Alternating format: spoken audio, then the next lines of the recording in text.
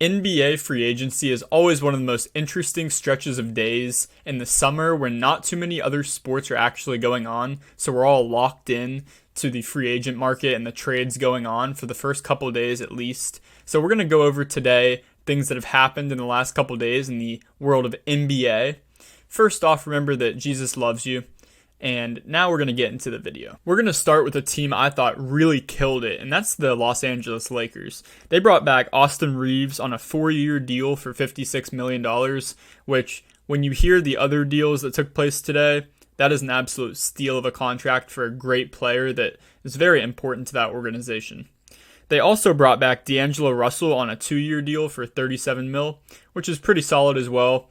Another key piece who was kind of off in the playoffs, not kind of, very off in the playoffs, but still essential to the team and a very big contributor. The Lakers added Gabe Vincent from the Miami Heat, the undrafted project player.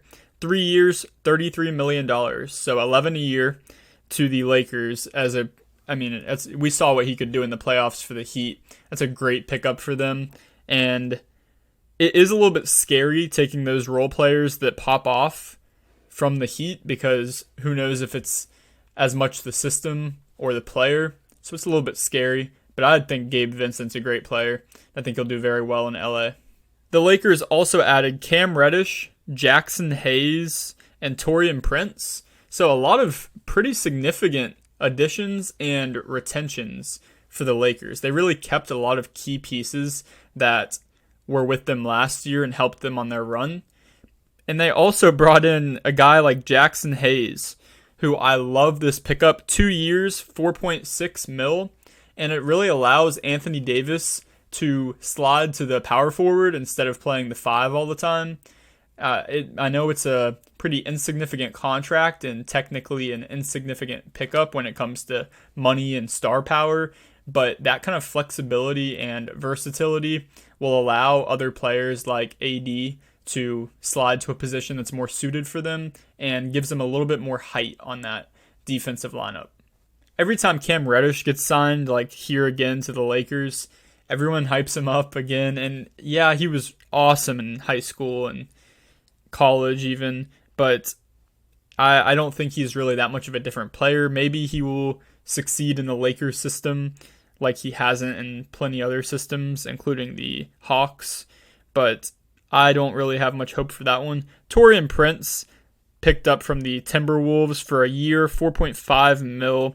Another good addition. I like what the Lakers are doing. I really do, and I think that if I had to pick a team for an early favorite other than the Suns, so I'll just go with my Western Conference Finals predictions. It's going to be Lakers-Suns. That would be my guess on today, which is Saturday, July 1st.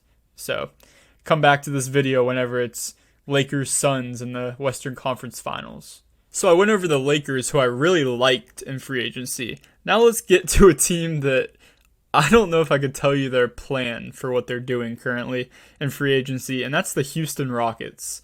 I loved their draft. They went Amen Thompson at pick 4, and then they went Cam Whitmore, who slid all the way to pick 20. I thought it was an absolutely beautiful draft, a real masterclass from Stone, their GM. But man, this free agency, I don't know if I feel the same way about the GM after this. Starting with the absolute crazy contract that Fred VanVleet received yesterday, which was a 3-year, technically $128 million, almost $130. So $43 million a year for Fred VanVleet from the Raptors to come over to Houston and play in front of Amen Thompson, who they just drafted 4th overall. The path here is real tricky for me to understand. 2 years was a big emphasis that I think should have been made. 3 years is really, especially since it isn't a tradable contract, 3 years is a long time. And if I'm them, I would have rather taken someone that may not have contributed as much as VanVleet, but was far cheaper and on a shorter term deal so that we really could develop the core of Jalen Green. And Amen, man, these guys have to get play time. Cam Whitmore as well. KPJ, Kevin Porter Jr. This Rockets, it gets worse. Don't worry, it gets worse. So, for perspective, Fred VanVleet is making more money than Kyrie Irving. Oh boy. Yeah, that's rough. I don't really know what else to say about that, but it gets worse. I wouldn't say worse, but Dillon Brooks for 20 a year, so 4 years, 80 mil, is as close to worse as you could get. Yeah, that's a crazy contract for Dillon Brooks. I get that they were so desperate for defense. They didn't know what the word defense meant last year in Houston. So I kind of get the idea there, but 20 mil a year is outrageous, and Dillon Brooks not worth. Also, just the fact that there was so much opportunity in this free agent cycle, and especially with that roster, all they needed were scheme fits, kind of, and tossing over 210 mil to Fred VanVleet and Dillon Brooks. That was the best they had. Yeah, so next up, still Rockets, we're going Jock Landale, who they gave 8 mil a year for 4 years. I can't, with the long contracts, man, I can't understand it. That's outrageous. Another contract. 8 mil a year isn't that bad for Landale. He's a backup center, potential to be kind of a bridge guy. He did all right. He was better against Jokic than Ayton was for sure in that Suns-Nuggets series. But man, I don't know. All of these long-term contracts are very, very interesting to me.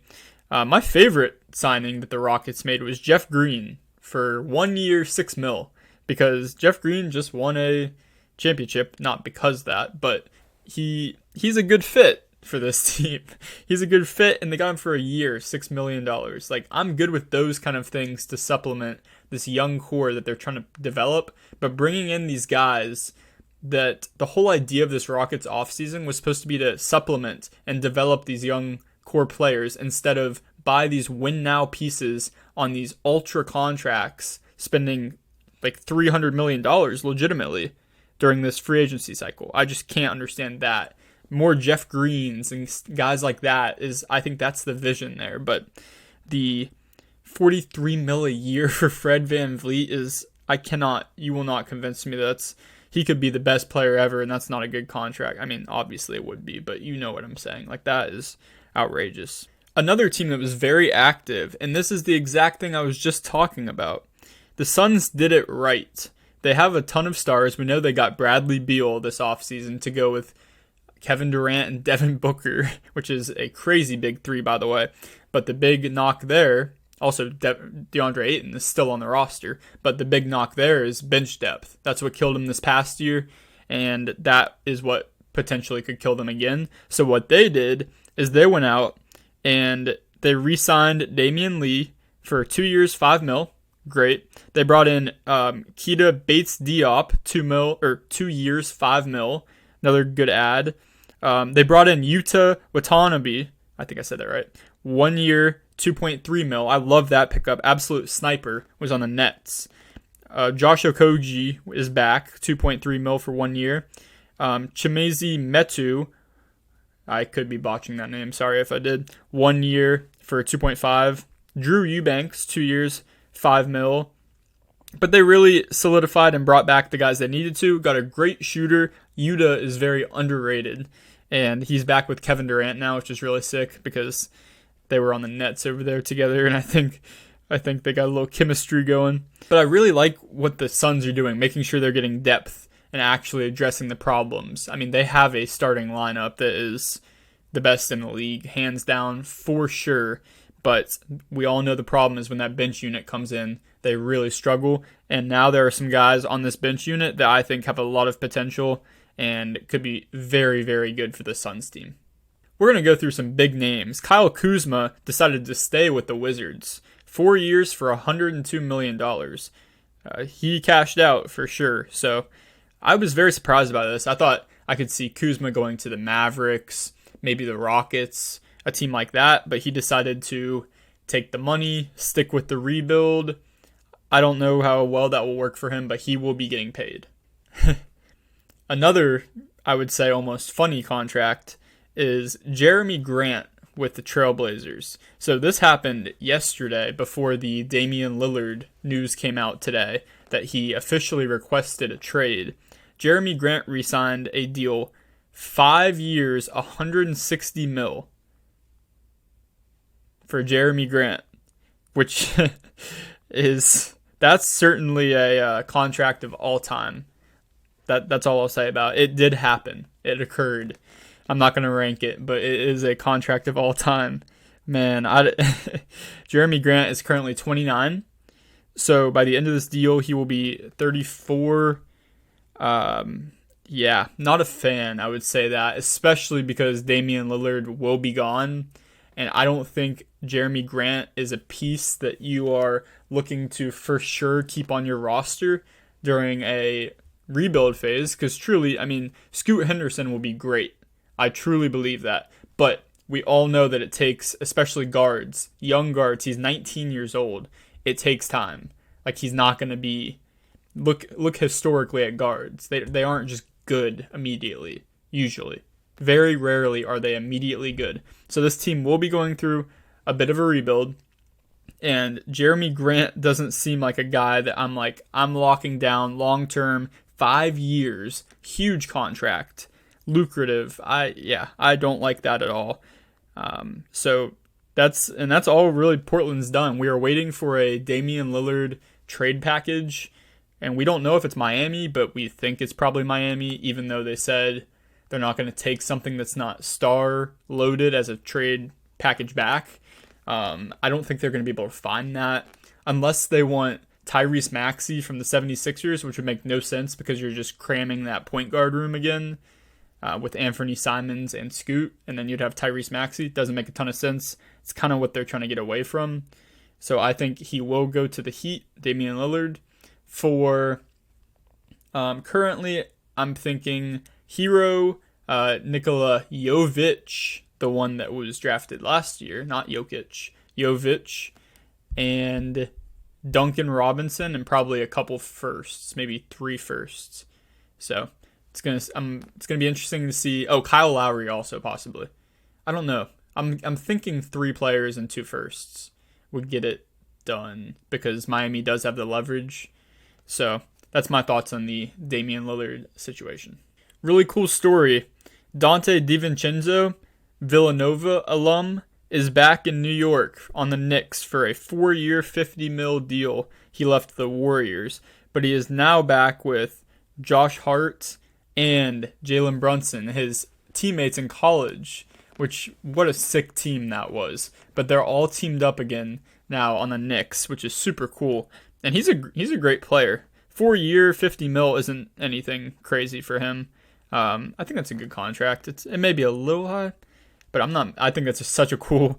All the pictures are being posted with their picture from Villanova. Super sick. I honestly really like what the Bucks did, even though it's just retaining the players they already had. But I think that they can be very competitive still. That may be a hot take, but bringing Chris Middleton back for 3 years, $102 million. Pretty lucrative, but he is a great player. Brook Lopez was expected to be moved. They were talking about Houston paying him a ton, but I think that Houston actually spent too much money on Van Vliet and wasn't able to give Lopez something way more than what the Bucks were giving him. So they ended up losing out on Brook Lopez, and it ended up being a 2-year, $48 million deal to stay with Milwaukee, which is a great retainment there because I don't really know what they would have done at center without him. Jay Crowder also came back for a year. I don't think the terms are out on that one yet. But they're really just keeping the guys around. I mean, we could see Giannis do the same thing that he did when he won a championship and an MVP. I really like, even though these guys are older, Brook Lopez is 35, but I do like these moves a lot, and I think running that core back is the best bet that they do have right now. Now, we know that Miami's expected, keyword expected, to get Damian Lillard, but what they've been doing in free agency, they kept Kevin Love for a couple years, even though he is 34, about to be 35. 2-year, $7.6 million contract. Good veteran minimum.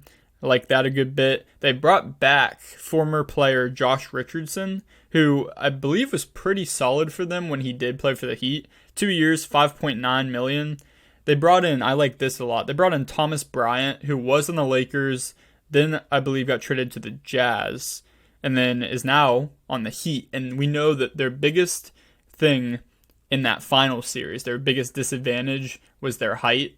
They were just getting walked all over by guys the size of Jokic and Michael Porter Jr. All of those guys were just far taller. They couldn't run any kind of lineup that had enough size to combat any of those guys. So Thomas Bryant's a great get there. And then Orlando Robinson is back for a year. So the Heat did that. We know their depth. We know Jimmy and Bam. And if Damian Lillard goes to the Heat, they could be right back in the finals again next year. Draymond Green, 4 years, $100 million, stays with the Dubs, the Warriors, for 4 more years. They're running it back. I mean, we know what their potential is. Stephen Curry is still on that team. Klay Thompson's still on that team. Draymond, still on that team now. Jordan Poole, gone. Chris Paul on the Warriors. This team could win another championship.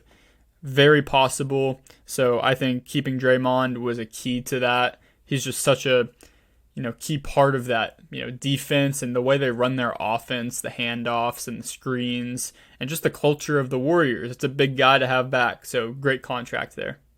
The Mavericks had a nice little offseason so far, I think. Kyrie Irving staying 3 years for $126 million, which again, less than Fred VanVleet. I think that's so silly, but whatever. I mean, it doesn't change now. They brought back Dwight Powell, 3 years, $12 million.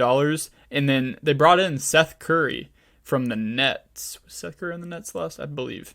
2 years, $9.2 million. That's a nice little get. Good shooter. So I like what the Mavericks are doing. They still need defense. If they could only have Dorian Finney-Smith back, all of their problems would be solved. Just kidding. But when they did trade for Kyrie, they gave away their best defender, DFS. The Cleveland Cavaliers made a couple fun moves. Max Strus from the Heat got 4 years, $63 million for an undrafted player, average Heat undrafted player, which is super cool. Again, a little bit concerned because you don't know how they're going to be when they're not on the Heat, but Strus was such a shooter, hit some huge shots, was just such a key for a lot of their success, even though he did falter in the finals. It happens to the best of them. You saw what Klay Thompson did. It happens, man. Also, the Cavaliers brought back Karis LeVert, 2 year, $32 million, so $16 a year. And then they brought in I don't know how you say the first name, Niang, I know that's his last name. 3 years, $26 million. Really good shooter. That's a great shooter to add to that team. And then they brought over Ty Jerome for 2 years, $4 million. That was later on today. Gonna go over a couple more. We got Dennis Schroeder, who went from the Lakers and is now on the Toronto Raptors. 2 years, $25 million. The Raptors also brought back Jakob Poeltl, 4 years, $80 million. That's the Dillon Brooks contract, spot on. And then they brought in Jalen McDaniels, 2 years, $9 million. So a couple of good additions there. They don't really have much direction in Toronto. They're not trading away Siakam or Anunoby as I know so far. I'm not sure. I doubt that they do. Maybe they do. Maybe they prove me wrong, but I would say probably not. The Orlando Magic got Joe Ingles, who is relatively old now, but got him for 2 years, $22 million. Good veteran presence and a team of very young players. Also brought back Mo Wagner, the brother of Franz. Well, I guess it would be Wagner. 2 years, $16 million.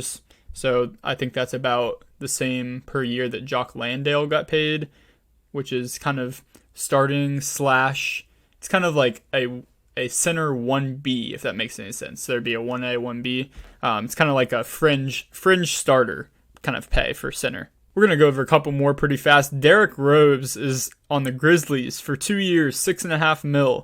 That's kind of fun, kind of cool. I don't know if we went over this. Bruce Brown to the Pacers, 2 years, $45 million. That man cashed out $22.5 a year for Bruce Brown. I don't know how good I'm feeling about that, but there's a ton of intricacies with the luxury tax where you have to spend the money, so why not make sure you lock up a guy? Maybe Bruce Brown is going to be that guy, but why not spend the money when you have to?